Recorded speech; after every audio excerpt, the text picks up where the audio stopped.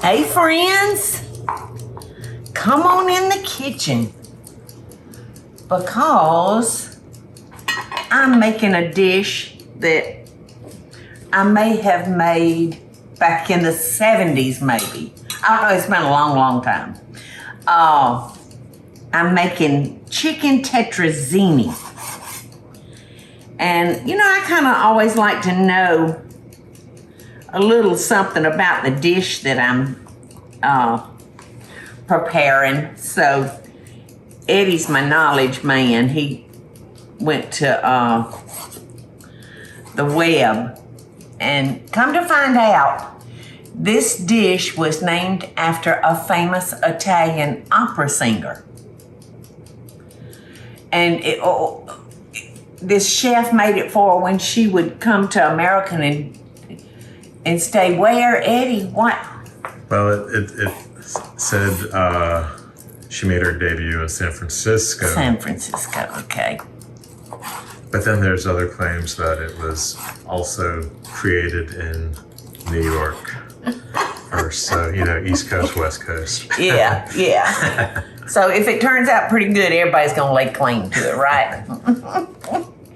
So I've got some nice fat chicken breast. I'm using 3. And this recipe is in Cooking with Paula Deen magazine. Now, I think there's probably different variations after a recipe has been around for a long time.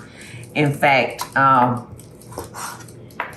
sounded like to Eddie, it was one of those dishes, excuse me, it was one of those dishes where whatever you had left over in your refrigerator. Because you can use turkey or seafood or beef, couldn't you? Then it'd be almost like a baked spaghetti. My best friend, she's no longer with us. She used to make a spaghetti casserole that was made with some of the ingredients that we're using today, and it was so good. I hadn't thought about that recipe in years, but it was Susan Dupuis. So now in this pot, y'all, I've got linguine going,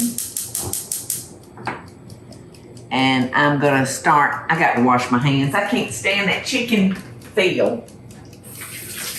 Can't stand it. Oh, it's such a pretty day here today. The bottle brush plants are starting to bloom. Maybe they're so pretty. Those red plants out there. So, all right, I'm putting in half a stick of butter, salt, pepper, onion, and garlic. And we're just gonna cook that until it's done. And we got a few minutes on our linguine. So you know this is pretty good. You see the cream mushroom soup sitting up there. It's all American. Okay, so we're just gonna brown that, let it cook until it's done. And the linguine, I almost turned it too low. So I've got 10 minutes on this, Teresa. And it said 10 minutes. We'll make it al dente, so I may let it cook, you know, a minute or so above. So what I did was, I cut my chicken in 1 ounce and about 1 inch bites.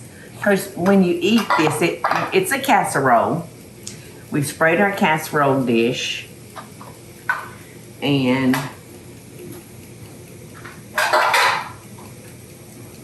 we've got sour cream, 2 cans of cream of mushroom soup, and a half cup of water, Parmesan cheese, and then buttered breadcrumbs for the top. And this is what makes it so good to me right here. Linguine buzzed, and I'm gonna put that up there because we're going to use it. And I'm going to spray just a little bit of non-stick on that because I don't like it when it sticks. I am switching this chicken and onions to the big pot now so I can add the other stuff to it without worrying about is it going to overflow.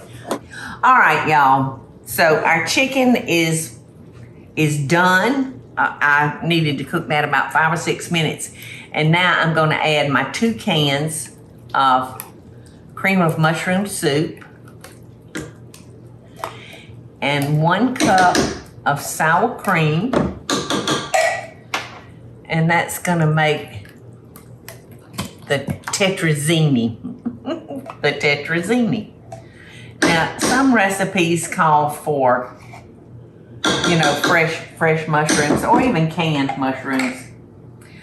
But only mushroom we're gonna have, which will probably suit our children, since we're gonna be feeding them. They would probably rather not have mushrooms in it.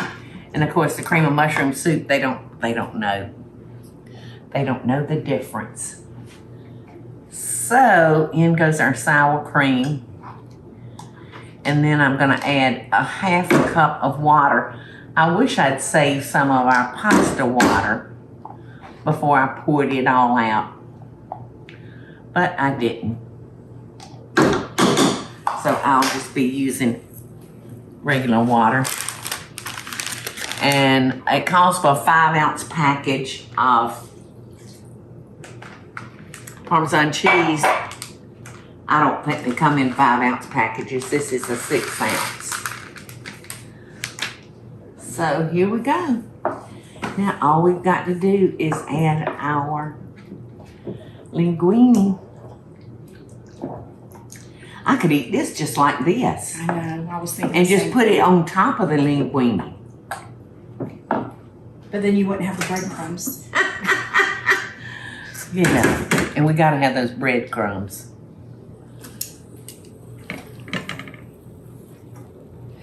You know, in a lot of these old recipes, they'll call for like 12 ounces of spaghetti. Well, they quit making them in 12 ounces, haven't they? Yep, so we've been measuring out with our hands. And guessing, doing a lot of guessing. This would be a nice dish to take to a covered dish supper. Mm-hmm. Now we're gonna put this in the oven and we're gonna bake it for about 35-40 minutes. But if you wanted to, you could get it to this point and then put it in the refrigerator and cook it tomorrow night or You could even freeze it. tonight. Yeah, I was thinking it could be a funeral food. it would be a great funeral food. Because you could freeze it and then just drop it And it off would and feed, add yes, and it would feed so many people. I don't know about the other, y'all just have to tell me about the other sections of the country, because I can only tell you about one, and that's where I live. But when someone passes away, we always take food to the home that's housing the family. And you know what, Teresa? I would say lots of times Michael's got a lot of friends, you know, that are getting on up there. So we'll just do the Lady and Sons for them. But, you know, more and more now people are going to the grocery store and picking up fried chicken. And I'll be honest, I have friends that actually will make casseroles or make quiches, Uh-huh. and they have them in the freezer. Just so that Ready to go. Just in case somebody's sick or somebody's Yes, not feeling well. yes. You know what I mean? And they're just like, I'm like, how come I can't be that prepared? I know. I Isn't gotta get better. Isn't that wonderful? But this to me reminds me of that kind of food too, Yes. Teresa, like you said. This just looks perfectly yummy. I'm gonna taste one to make sure it's salty enough, because Yes. Mmm. Mmm. Really good. Okie dokie. So in we go. Doesn't that just look so good? Yum. Look at that cheese. Look at the Parmesan cheese. I know. I think it was better that we had a little more than less. Oh yeah. Yes, yes, yes. Now I've got some jarred mushrooms in my pantry. Would you be tempted to add? Mm-hmm. I'd be tempted to drain those and just run them right down the top. Look, there's all that cheese down in there. Teresa, could you grab that hand? Can you reach that handle? Oh, this one? Yeah, that one. Thank you. I thought you were sending me to the pantry. Oh, no, it was getting heavy. And I want to get homemade cheese. Thank you, thank you, thank you.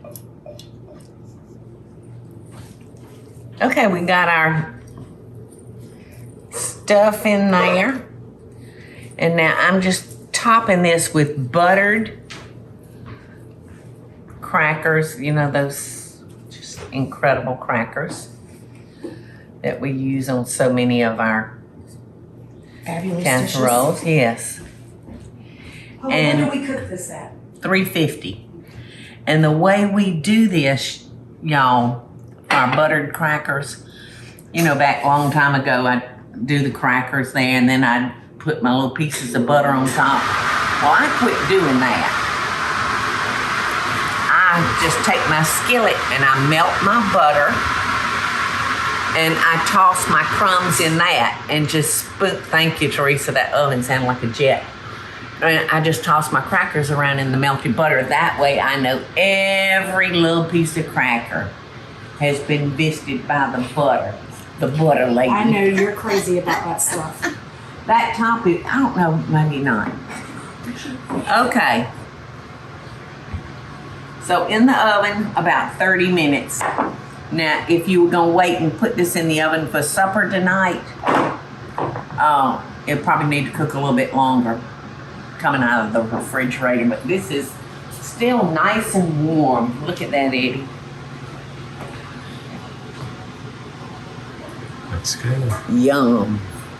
Well, I've asked everybody in the house that, well, Henry's here, one of our grandchildren, and he said, Guinea, I'm just going upstairs and watch one of my favorite shows on the big TV.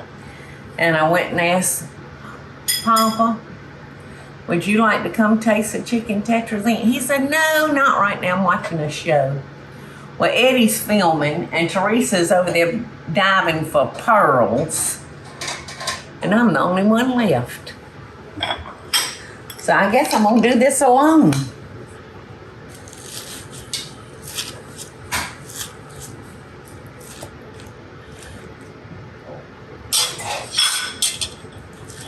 Claudia asked me, she's got an errand to run about supper time, and she asked me if I would make her baby some lasagna or spaghetti casserole or something like that. But I'm thinking, just looking at this, I'm thinking those babies might like some chicken tetrazzini. One of them's real funny though. One of them, in fact, two of them are funny about meat. So I don't know if they would. Oh, this is still piping hot. Maybe I could disguise the chicken. Smells good. Doesn't it smell good? At least there's no green or purple in it.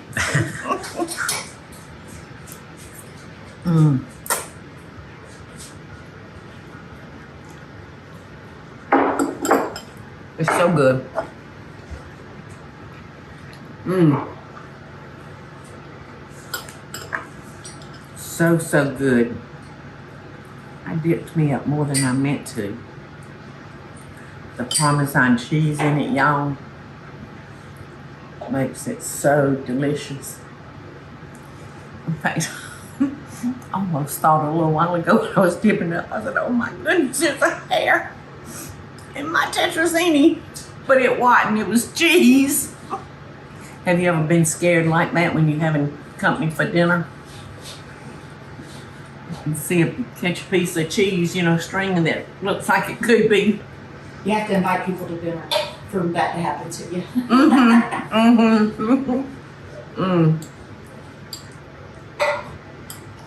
And those buttered cracker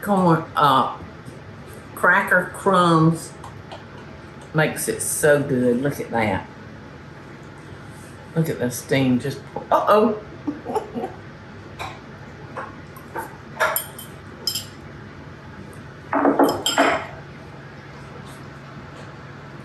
Y'all can trust me on this. It's so good. If y'all are going somewhere for spring break and you're staying where you got your own kitchen, this would be one of those dishes that would be great to bake ahead and take with you on your trip and eat off of that. So I hope y'all will try it. I think, didn't you tell me we'd had requests for it, Teresa? No, it's one of our most popular recipes on our site, so we wanted to share it. One of our highest rated. Okay, good. So, love and best dishes, and I'll see y'all on the next go around. Hey y'all, it's Paula Deen. Now, if you enjoyed this video, be sure to like it and click the subscribe button as well as the notification bell to be alerted when I post a video. Love and best dishes, y'all.